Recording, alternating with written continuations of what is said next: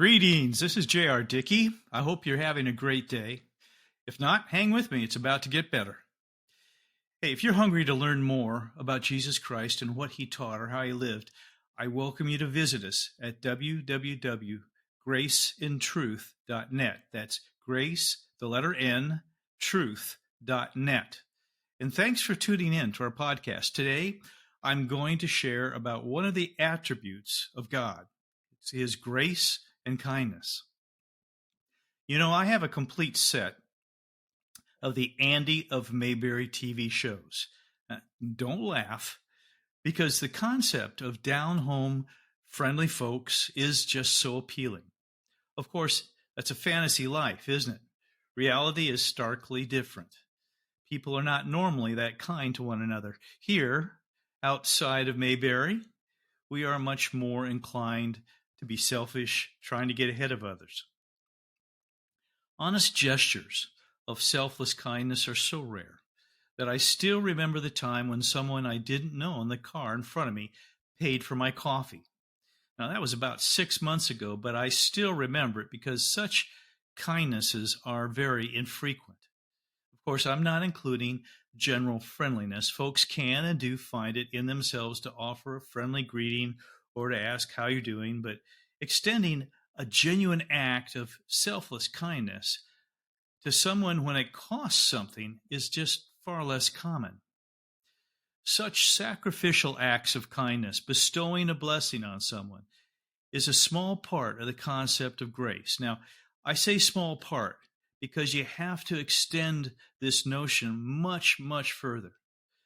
Grace is not simply kindness, but it's giving such kindness, such sacrificial charity, giving it to someone unworthy, someone who has done nothing to earn or merit the reward, perhaps just the opposite.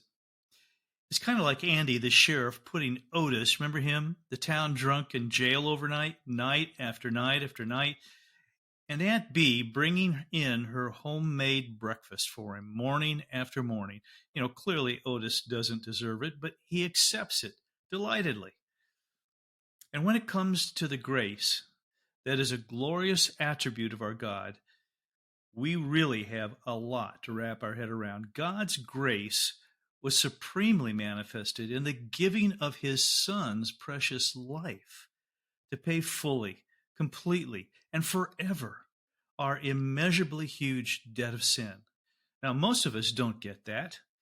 We're numb to the actual cost. This is too big.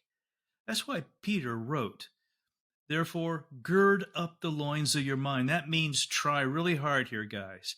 Be sober. Rest your hope fully upon the grace that is to be brought to you at the revelation of Jesus Christ. As believers, we've all been granted this wonderful gift. The Bible says, "But to each one of us, grace was given according to the measure of Christ's gift." And it's been on God's mind for not just a snap second, a long, long time. It says in the Bible, God, who has saved us and called us with a holy calling, not according to our works, but according to his own purpose and grace, which was given to us in Christ Jesus, get this, before time began. I'll repeat that, before time began. Isn't that just amazing? Jesus came to save us and to show us this grace. The Word became flesh and dwelt among us, and we beheld his glory, the glory as of the only begotten of the Father, full of grace and truth. And experiencing this unmerited kindness from God will continue throughout eternity. Wow. Here's his promise. "But God, who is rich in mercy, because of his great love with which he loved us, even when we were dead in trespasses, made us alive together with Christ.